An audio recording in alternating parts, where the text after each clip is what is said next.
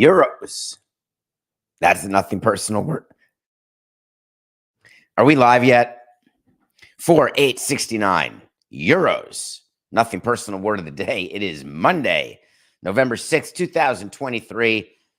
That weekend got to me. The first weekend without baseball. I expected to rest, relax. Instead, I'm up late, up early, getting all excited for the game in Germany between the Chiefs and the Dolphins. 6-2 teams fighting it out with the possible number one seed on the line. And all I kept thinking about was euros. I grant you that I may think about business more than most, but I'm looking around at the field, I'm looking at the crowd, and I'm waiting to read as many Roger Goodell comments as possible. Now, it's fun watching Roger Goodell on the field and watch him hugging Juju. That was very cool. I don't mind him congratulating the women's national flag football team of Frankfurt. They were on the sideline or on the end line during one of the times out. I'm in. But what's really going on here? Is it just expansion? Because we read about the Chiefs activating Germany. The Chiefs were granted the territory of Germany. Major League Baseball doesn't grant international territories to anybody. They're shared by all 30 teams.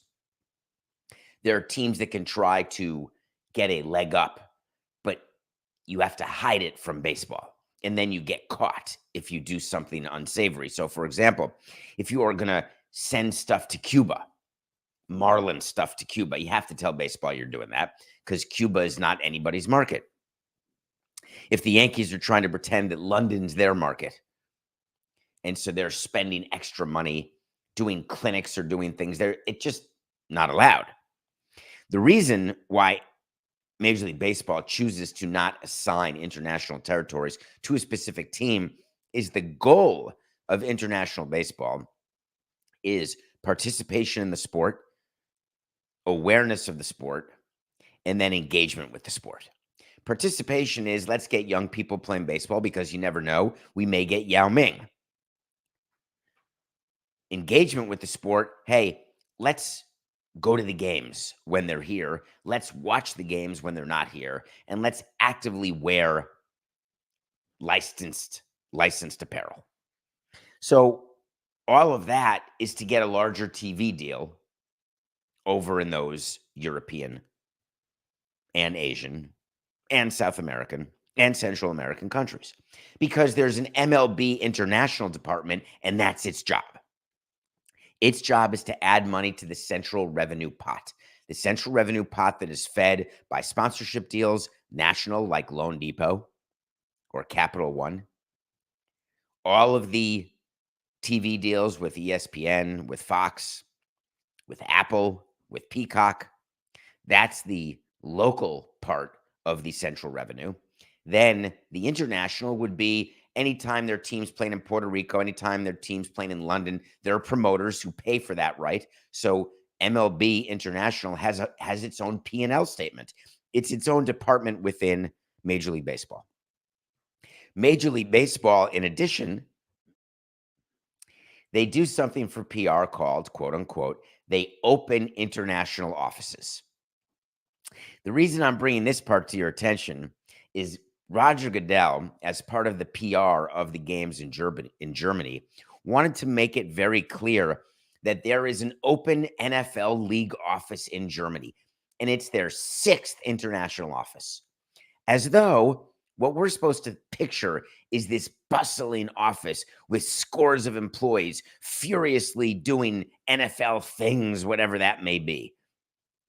What it really means, MLB had an office in London for a while. It was part of the P&L of MLB International. They have offices in Tokyo run by a man named Jim Small, who now runs all of MLB International. I've been to the MLB Tokyo offices. It's like a satellite office where you put a couple of people and you give them a connection to the MLB central office in New York. They get phones, they get swag. but it's like putting a stake down in an area, AKE, not EAK, and saying, look, we're here, we're serious, we mean it. It's like in your business, if you've got a law firm's a good example, where they can say on their stationery, the law firm of Samson and Coca, its home office is in New York, but it's got satellite offices in New Jersey, Connecticut, Arizona, California, and Montana. You can say that even if one of the partners has a home in Montana and plugs in a computer every month and Gedunishtik, and that's it. You still can say you've got an office in Montana. And the attraction for clients is, oh, I do business in those places. I can hire this one firm, and then I'm covered wherever we are. And we get to market. Hey, look, wherever you are, we've got boots on the ground. That's what businesses do in addition, where they say that they've got corporate offices. And then you go to the building and you realize that it's suite 2A, which is a 2-office suite for a huge multi-billion-dollar company. You're like, oh, that's not what I would call an office. That's what I would call a person answering phones. So I'm picturing the office in Germany, the NFL office in Germany. And of course, it's not where anyone is going to go other than a startup executive who really has an interest in growing within the NFL and says, you know what? I'll do a Mormon thing. I'll go on the road for 2 years. I'll start that office. I'll sit there and hopefully you'll bring me back home and you'll promote me to be a more important figure inside the New York office of the league. But the reason Goodell says all this is that he needs the fans and the businesses to believe that they have Germany figured out. So much so that during the course of the Frankfurt game between the Chiefs and Dolphins, it got out there that not only does the NFL want to go back to Germany, but now there's competition inside Germany because there's so many cities that want to host the NFL. Berlin wants a game. Dusseldorf wants a game. Well, if you've been to Germany, great. It's a place. Why is the NFL so focused on Germany? Is it maybe because as they look at European expansion in the European division and they figure out how is it possible that you're going to have 5 teams in London? That's not going to work. 4 teams in London would be a division, but you could certainly have a division with 2 in London and 2 in Germany because that's easy travel. That's like Northeast corridor type travel. That can literally be its own division, no problem. And that would be the easiest way and the only way that European expansion is ever going to happen. So it makes sense that you have to have different European cities. But to have different European cities who are supporting a team, Roger Goodell knows you can't count on travel, fans traveling, if it's a local team. If you live in Kansas City or you are a Dolphins fan, you will make a trip. You will spend the money, say, hey, you know what? Let's do a once-in-a-lifetime thing. Let's go to this Chiefs-Dolphins game. We'll go to Frankfurt. We'll stay the weekend. It'll be amazing. Are you going to say the same thing if it's the Frankfurt Dragons playing against the London Ferris wheels? You're not going to say, all right, what a good idea. That'll be great. But what happens when your team goes to visit the London Ferris wheels? Except they go every year. Would it be your view that there are people in Jacksonville who say, I miss my Jaguars so very much that when they play in London, not only am I going to buy season tickets in Jacksonville, but also I'm going to fly to London for every one of those games. I don't get to fly privately. I don't get to fly with the team. All I know is that I have to buy a ticket like every other schnook. And you know what? That's a little much. This isn't like Taylor Swift, where it's cheaper to get the flight and the ticket in Europe than it is just to get the ticket in the US. Your going in price for a Jacksonville Jaguars game or as a season ticket holder, it's going to be a lot cheaper than getting a ticket to London on top of that. So that can't be the reason. What else could be the reason? Some bonus to the Chiefs for having monetized and activated Germany because they have the rights to, and they think they're going to somehow make money by having their boat. Did you see that, Coca? The Chiefs brought their boat to the shore, to the rivers in Frankfurt, having parties, etc.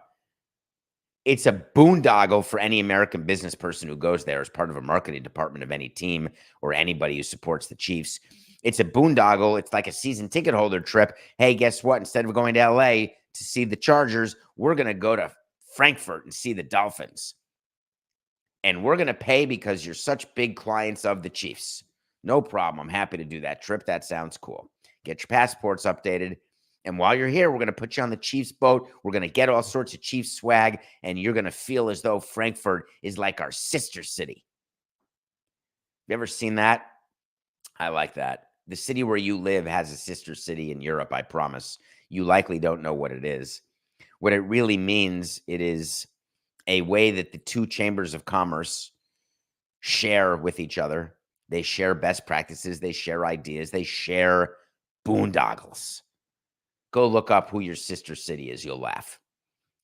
It's some city where politicians go all the time. So Roger Goodell is watching the Chiefs, watching the Dolphins, 21-0 at the half. He's despondent. The Dolphins make it close. The game ends 21-14. The crowd is loud. NFL Network, through Rich Eisen as the announcer, very clear to point out how huge and important different plays were. Very quick to point out the importance of the game, the affinity of the fans. I love it. Let's build attention at 6:30 in the morning LA time. But they're into it. They're into it. But Roger Goodell had to point out not just the league office, but he kept going. This is really, he went crazy. He said, we will certainly go to a new market next year for sure. We're debating on that, and I think we'll have a decision in 30 to 45 days. We've made it clear, Roger Goodell continued, to our ownership that we think this is a unique time in our history and to advance our growth particularly. I think this may be the single most important growth moment in our history because we get to share our game.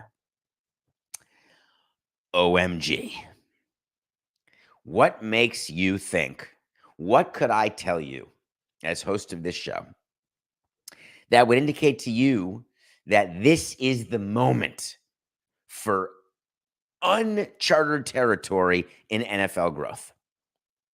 I'm just curious. This is the single most important growth moment. They already did their TV deals, locked them in. They are locked into those multi-billion dollar deals. Do they mean expansion? Did he mean to say that this is the single most important expansion moment in our history? Well, that's saying a lot because it used to be just the core of teams, and then they started expanding and they went big time, got up to 32 teams, getting to 36, 32 to 36 straight, including Europe beating the other leagues. That's what he must mean. This is the most important expansion moment of our time. I would have respected that more if he had said it. So we're going to see how it all shakes down, but it's going to be interesting, I'll tell you that. The other thing you should look for in the next couple of days, weeks, months, and years, and we'll look out for it here on Nothing Personal as well for you. I am dying to know the finances for the Chiefs and how they were able to monetize this trip to Frankfurt versus the expense of what they've done in Germany, all leading up to this game. They did get the win, but I'd like to know what the ROI was. Now, people could say, well, you can't really measure ROI. This is sort of a, I can't. All right, I will. When an employee says to you that, hey, you can't measure this ROI, it's because the ROI is bad. What you do when you cannot explain something in financial terms, showing that you're making money, what you say is, it's branding.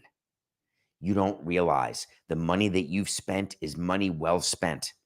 Well, what's our return on that? Did we get any more season ticket holders? Did we get any more sponsors? Can you point to any incremental money that we got by planting our flag in Frankfurt? You don't get it, team president, boss man. You don't get it.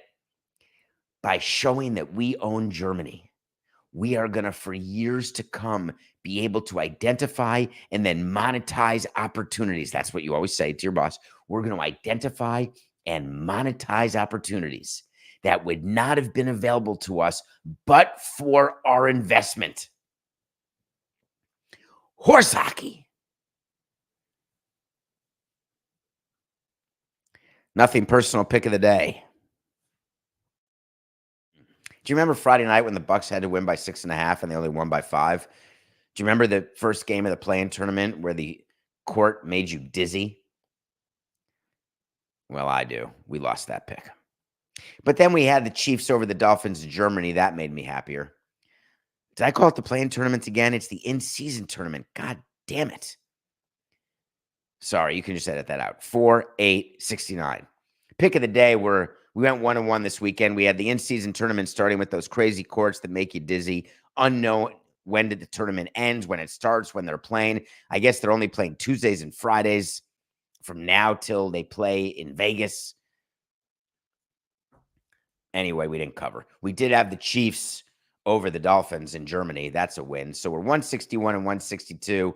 To get to 500 and over 500, we have 2 games I want to get to today. One, we've got the Jets, Jets. For our friends at DraftKings, we are plus 3.5 versus the Chargers. I was a Herbert guy, and now I'm officially a Jets defense guy. This is a field goal game at best. Jets plus 3.5 against the Chargers if you want to watch that game. But there's an NBA game, and I think you'd be better served watching this guy play. Victor Wembanyama has been everything and more that the Spurs and the NBA could have expected when they made sure the Spurs won the lottery. The next big guy, he is done. He's relaunched San Antonio and Popovich. Very exciting for everybody. We happened to win on his under in game 1. Since then, we have not done a player prop bet for him because he's capable of doing 38 or 18. He's capable of having 4 blocks or 10 blocks. The things that he does with the ball, if you have not watched him, watch him. Normally on back-to-back, you'd stay away from the NBA because will he play, will he not play? Who's going to play? Victor Wembanyama will play tonight. They're playing the Raptors. They're playing the Pacers. They played the Raptors last night. They're playing the Pacers tonight and getting 8.5. That is solely a reflection of a home and away back-to-back, which I think is not taken into account. Good old Victor. So we're taking the Spurs plus 8.5. Baseball news, off-season, it's starting. Every day you're going to read about a new player. Today's the deadline. Is today November 6th, Coca? Today is the deadline. We're 5 days after the World Series. Today is when you'll hear about all the players, whether they opted in, opted out, player options were picked up, mutual options accepted, who's declaring free agency, who's not. We've already heard many players. Today is the day for qualifying offers, which is free agents who you can extend a 1-year qualifying offer. If you remember what that is, that's what the union says makes it really hard for another team to sign that player because there's a draft pick associated with them. There are players who will decide to take the 1-year, $20 million deal, and there's other players who will choose not to. Meanwhile, you've got 5 or 6 managerial openings. The Mets are very close to naming a manager. Turns out Craig Counsell is a finalist. Shocking. Buck Showalter, a finalist in Los Angeles. Do I have a wait to see, Coca, on Showalter will not be the Angels manager? If Buck Showalter is named the Angels manager, I find it almost impossible to believe that even if they do re-sign Ohtani, that is going to work. Buck Showalter does not like involved owners. He likes their payrolls, but not their involvement in anything else. Artie Moreno is way more meddling than Steve Cohen. Artie Moreno would want nothing to do with Buck Showalter, and Buck Showalter would want nothing to do with Artie Moreno. So there are managerial spots that have to be filled, and the Marlins last night announced who they are replacing Kim Ng with. Kim Ng was fired. She said she resigned. They parted ways only 3 weeks ago. Everyone's shocked after the Marlins making the playoffs. How could you get rid of the first female GM when your team made the playoffs? They were the national laughingstock. And I said, hey, this is a smart move for Bruce Sherman.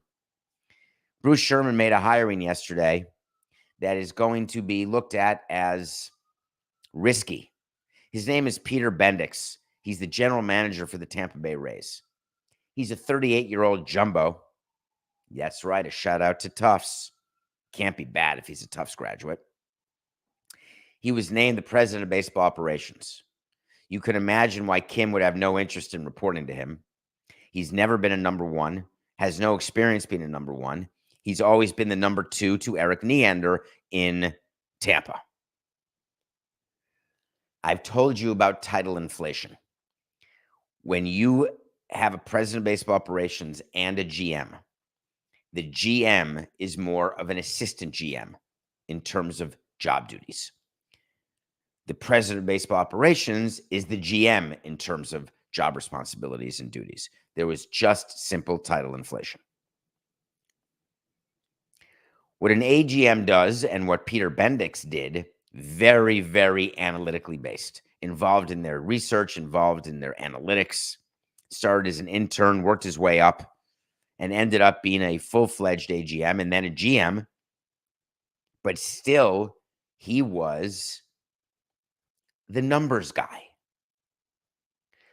I understand exactly what Bruce Sherman and the Marlins are doing. They're trying to copy what the Dodgers did. They're trying to copy what the Red Sox did. Let's take someone from the Tampa Bay tree, and then we will be Tampa. The Dodgers said, let's take the person who planted the tree in Tampa, bring him over to LA, give him money, and then he will be the best of all time. Andrew Friedman has been that. Only one World Series, 2020, but people inside the game understand how difficult that is to win it once you're in the tournament. They've won their division, I want to say 11 out of 12 times or something like that. He has not given crazy long-term deals. He has kept, I'm talking about Andrew Friedman, the understanding of what made the Rays successful and tried to instill those values in the Dodgers. It's very hard to take a small revenue philosophy and put it to use for a large revenue team. But if anyone's going to do it, it's going to be a Friedman type. The Red Sox then hired Chaim Bloom as chief baseball officer. Turns out that they let him go because their view was, hey, we expected you to run this team like the Rays and to win like the Rays. Instead, you ran it like the Rays and we lost like the Marlins. What's the use of that? So they moved on, especially because they want to focus on buying the PGA and everything else they do at Fenway Sports Group. But I digress. So what the Marlins have said is, here's an idea. Let's take a Rays guy and move him to a team that has the same amount of revenue and payroll as the Rays and assume that all of a sudden we'll become the Rays. I love it. It's a great plan. There's one teensy problem. The reason why the Marlins have never been able to be the Rays is that the Marlins have lacked the discipline at the ownership level, at the president level, to actually have a plan, institute a plan, execute a plan, and let the plan be carried out. Tampa doesn't go for a payroll of 70 to 120 to 40 to 80 to 60. They basically let players go. They let the payroll stay relatively stable. They do not get married to anyone in the bullpen. They don't trade and sign bullpen arms the way the current Marlins do, and I did too.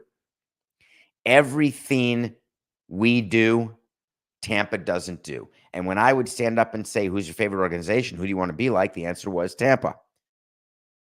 The problem is just saying you're like Tampa or hiring a bunch of Tampa people, which we also did.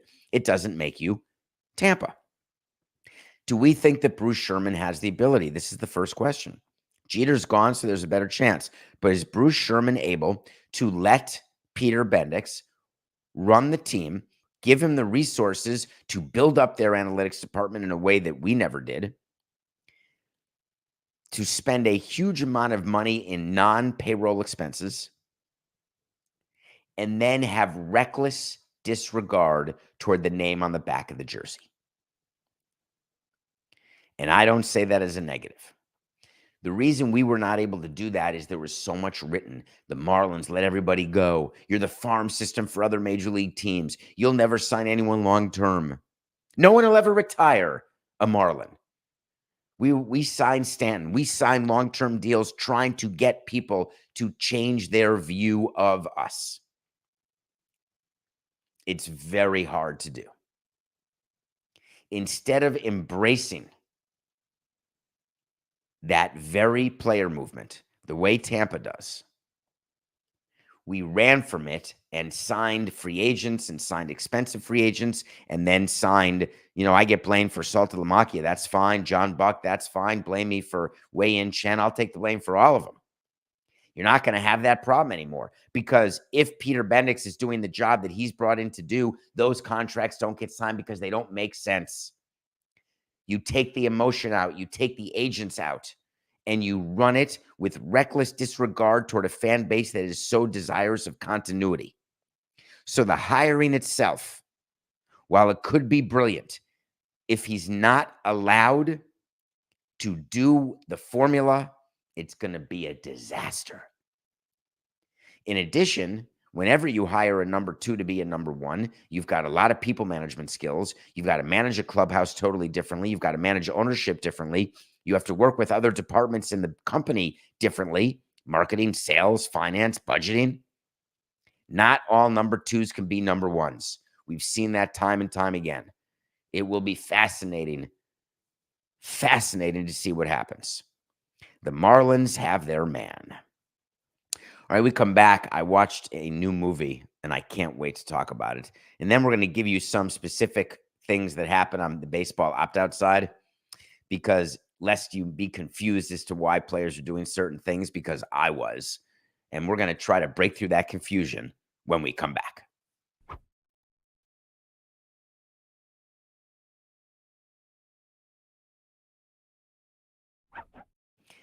Welcome back to Nothing Personal. Hope everyone had a good weekend. I did, I think. Very short.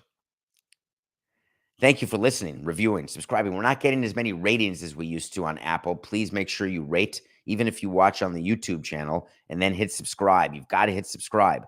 More people are listening and engaging than are subscribing. So just hit that subscribe button, please. Tell your friends about us. And don't forget to go to davidsamsonpodcast.com, and you can get all the stuff that we're doing on and off the court.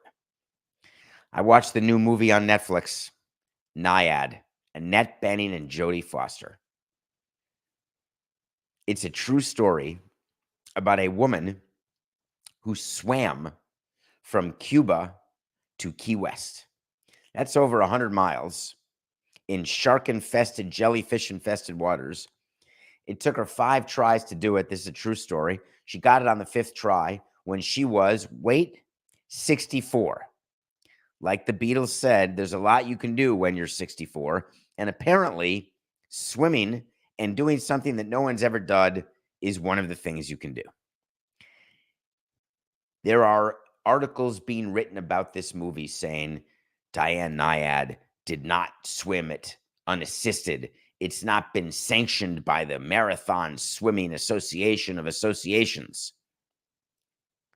So many people yucking on her yum because she has a caustic personality, because she's cocky, because she embellishes. Did she really swim it or not? Why were there no independent videos? Did she disappear for a few hours and do a Rosa Ruiz and jump on the boat for 3 hours, get some sleep, and then jump back in the water? Here's the thing about lying. Lying to yourself is just delusion. People who lie about their athletic achievements, it's just insecurity. It's just being pathetic, thinking that you're so cool to have done something that you haven't done. Lying on your resume. Yes, I had this job, and that job, because you want to get the next job, and you lie because you say, I know how to do these skills, when in fact you don't. I get why people lie. I get the concept of white lies, full lies. Believe me, I get it. Athletic achievements that are individual are in a different category.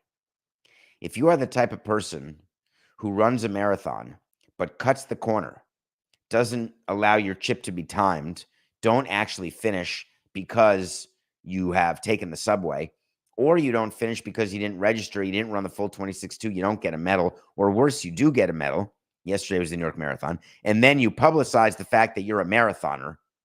How do you live with yourself? There are lies that we all live with every day. But making up an athletic achievement and then monetizing that by going on speeches, being paid to talk and motivate. There are people, Jordan Belfort, they make money off people not making money. I understand all that. Selling stocks, that you're buying stocks and selling stocks for people where you know they're going to lose, but you're going to win. But an athletic achievement, Annette Bening trained for this movie by becoming a swimmer in her 60s. Jodie Foster worked out and became the most buff Jodie Foster I've ever seen as Diane Nyad's coach and best friend and one-time partner. You know the answer of what's going to happen at the end of the movie, but you're drawn into the determination. You're thinking to yourself, how does she do this? And I can't get to the gym for 10 minutes today. How does she do this at her age when I feel creaky at my age and I'm 30 and I'm 40 or I'm 50? Oh, she's just made different. That's what we do to rationalize other people's successes is we say, oh, they got the benefit of family relationships. They got the benefit of a great body. They're tall, they're thin, they're wide, they're thick. Stop it. Stop making excuses not to do something because the reason someone else did it is they have something you don't have. Opportunity. I don't have the opportunity. I've got to work. I can't take the time to train. Here's an idea. Choose something that makes you uncomfortable. Choose something that you care about. This is no dress rehearsal, this life. And do it. Watch this movie. It will motivate you. It will motivate you to do something that you think cannot be done. Speaking as someone who's done a few things that people think can't be done, it makes it that much sweeter when you do it because all the naysayers can stick it. And all the people who look at you with contempt, oh, you took time away from your family to train. What a bad dad. Screw that. Go do something that will make you feel accomplished. On the field, off the field, just go for it. The feeling can be addictive. It's called Nyad. It's on Netflix. I think it's going to be around when the Academy Awards are nominated. The movie was fine. The story, extraordinary. All right, I want to do a opt-out roundup. I want to talk about a few players here because there's a lot of players who are opting in, opting out, but as I told you in the beginning of the show, but I just want to point out a couple. The first one I want to point out is actually a question that you asked me. So, Coca, please play the music. You know what I want? I want to talk to Samson. So you want to talk to Samson. Get in my Twitter at David P. Samson or go to davidsamsonpodcast.com. Ask whatever question you want. Sometimes it'll make the show. Sometimes it won't. Sometimes I'll answer it directly to you, and sometimes I won't. But the overwhelming majority of the time, I'm going to see the question. Hey, David. How you doing? Hayes for horses. Erod and the Tigers remain in talks about restructuring his contract. He has an opt-out clause. Can you explain the process, how that would work, please? Thanks. It's a great question and a perfect time of year to answer the question of opt-outs, options, and deadlines. There is something called a team option. A team option is when you sign a player for 3 years plus an option. It will be reported as a 3-year contract plus an option for a 4th year. A team option for the 4th year means that at a particular moment in time, and you can negotiate whenever you want that time to be, the team has to formally say to the player, we have picked up your option or we have declined to pick up your option. If you pick up a player's option, it becomes the 4th guaranteed year of that contract, and they're on your team. If you decline to pick up the option, the player is removed from your team and becomes a free agent. Very often, there are buyouts associated with declining a team option. So the contract would be for 3 years, $4 million guaranteed. Pay $1 million year one, $1 million year two, $1 million year three. That's only 3 years, $3 million. Where's the fourth million? There's a team option for a fourth year, and if you don't pick it up, you have to buy it out for another $1 million. That means that fourth million is guaranteed, because either you buy out the option and give him that million, or you pick up an option and it becomes a fourth guaranteed year at a number higher than the buyout number. So instead of 3 years, $3 million, it becomes 4 years, $6 million, because you give him $1 million for the first 3 years and then $3 million the fourth year. Buyouts have become much more complicated over the past 20, 25 years, where you have multiple opportunities and multiple levels. So you can put into a contract that it's a 4-year deal for a pitcher, and then there's a 5th-year team option. But the 5th-year team option becomes a guaranteed year if the player pitches 180 innings in the 4th year. That's called a vesting option. When you have an opportunity to achieve something on the field, and if you do, you get more guaranteed money. Then you can put into a contract that if the vesting option does not vest, then it becomes a team option with a buyout. So so he didn't pitch 180 innings in our example, then it becomes a team option. Then the team can either accept or decline, and if it declines, they pay the buyout. Then it became even more complicated, where there's a player option.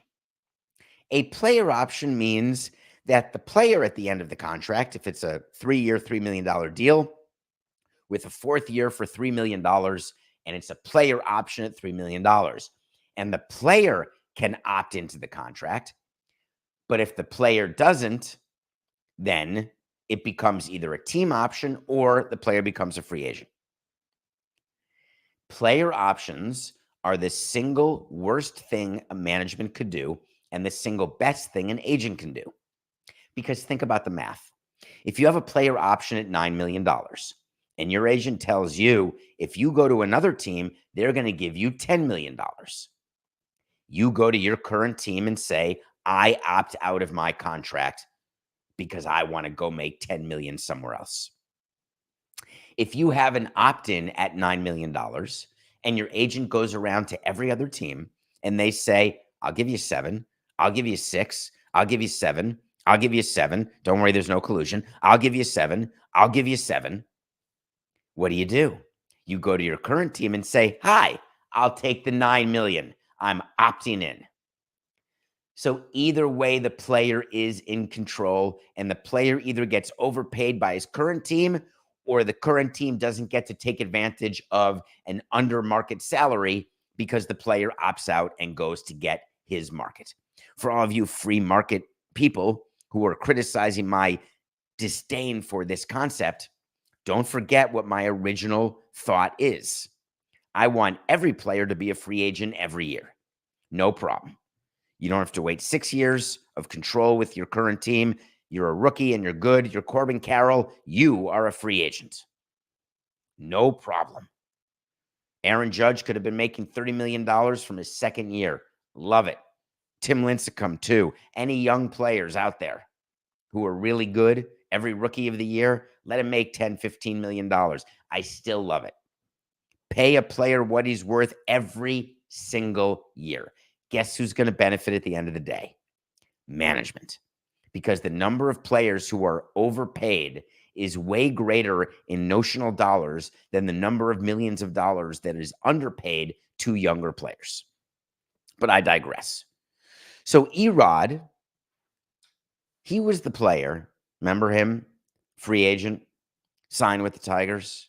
He was the one who was traded to the Dodgers at the deadline this past offseason, except the trade was announced. The Dodgers needed pitching, but then the trade didn't happen because he had a no trade clause and he blocked the trade to the Dodgers. Do you remember what he said when he blocked the trade and how I said, I will never want this person pitching on my team? You're pitching for a team that's not in contention. You have an opportunity to go to a team that is in contention, and you don't do it? There better be a significant family problem that I'm not aware of. He said, if I had a magic ball and could tell you the future, I'd probably tell you right away.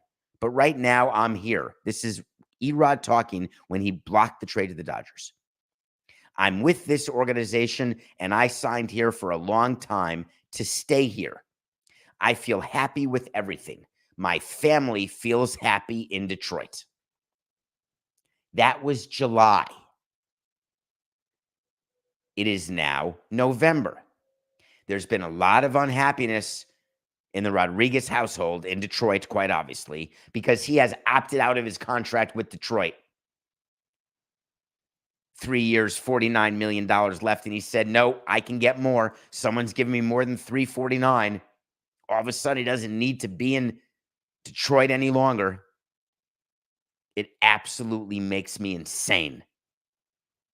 Just be honest. I love the honesty. If I can make $1 more in a different city on a different team, I'm going to a different city on a different team. If my agent tells me that we have $1 extra to be made, I'm going to opt out. My name is Marcus Stroman. I'm opting out of my 1 year, $21 million deal. That's what he has left, because I'm going to get more money from someone. Some schnook is going to give me 2 years thinking that the early season Marcus Stroman is who Marcus Stroman is and not the late season ineffective Marcus Stroman. Do you think that Marcus Stroman, when he opted out of that deal, which I can't believe he did, do you think for 1 minute he doesn't have a deal done already? That his agent didn't get him a deal done? Either a re-sign with the Cubs or a better deal, and the Cubs did not re-sign him. It's a guarantee. But Marcus Stroman isn't going to get 3, 4, 5 years. But it doesn't matter. He had 1 year, 21 left, and he's totally ineffective.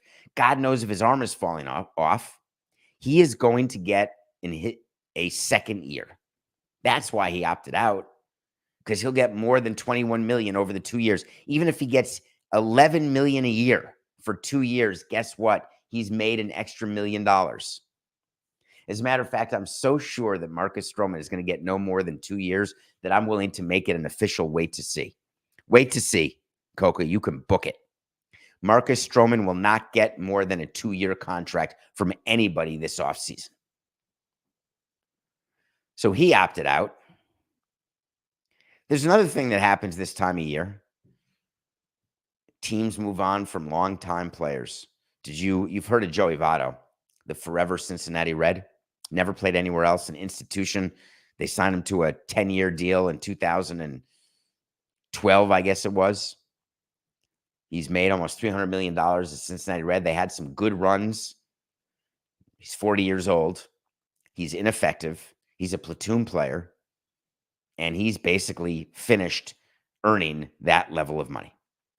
What do you do when you're a team that has that player where there was a team option for another year? Joey Votto had a team option where they could have extended his contract for another year at $20 million. Keep the franchise icon for 1 more year at $20 million. And he negotiated a $7 million buyout when he did this deal 10 years ago. That means the Reds decided yesterday to pay Joey Votto $7 million not to play versus $20 million to play. That's only a difference of $13 million. When you've got that situation, you do the math, and the question is not, is Joey Votto a $20 million player? The answer is no. Is Joey Votto a $13 million player? Because that's the incremental amount you're paying to Joey Votto if you pick up his option. No, David, you're paying him 20. No. If you don't pick up the option, you're paying him 7. If you pick up the option, you're paying him 20. The difference between 20 and 7 is 13. So you ask yourself, is Joey Votto a $13 million player? And the answer is no, he's not. And that's why the Reds let him go. But they had to do it in a very, very nice way. And so they did, with a special statement by their president of baseball operations. They weren't going to have the Castellinis do it. And part of the statement, which made me smile, is that at this point of the offseason, based on our current roster and projected plan for 2024, as an organization, we cannot commit to the playing time Joey deserves. That is so sweet. That is nice that they communicated with Joey. Sorry, man, we can't get you the playing time, and you deserve it. We're not trying to win games here. We're just trying to give people playing time. It's deserving. There's no one who deserves playing time more than a Joey Votto. He's your franchise, but it's over now. It's not that he doesn't deserve playing time or does deserve it. He can't earn it. If you closed your eyes and didn't look at the back of the jersey and just looked at his play, he wouldn't make the team. It doesn't matter what the name on the back of the jersey is. And it can be tough to say that. It can be tough to do that. And kudos to the Reds and kudos to Votto for posting a video where he was complimentary of the fans, of his time in Cincinnati, because he knows he's not a $13 million player anymore. Even with opt-outs, even with franchise players, Mount Rushmore players, you really have no choice. You got to wake up in the morning and say it's just business. Sorry, Joey. It's nothing personal.